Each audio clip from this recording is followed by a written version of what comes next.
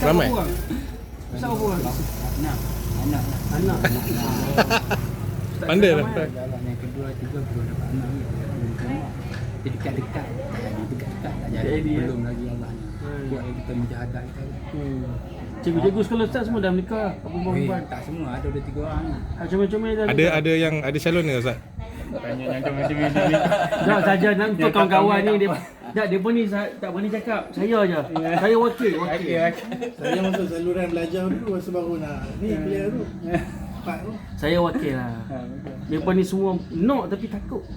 Rakam kan. Ustaz, dah balik Ustaz. Boleh cerita dulu. Apa takut tadi? Apa sebut takut tadi yang mana? Apa yang takut tadi Ustaz? Tak ada. Aku dah balik. Jom pergi mak betul dah tunggu. Ingat bawa tu. Mak, nak balik dah mana? Puncak-puncak. Ya.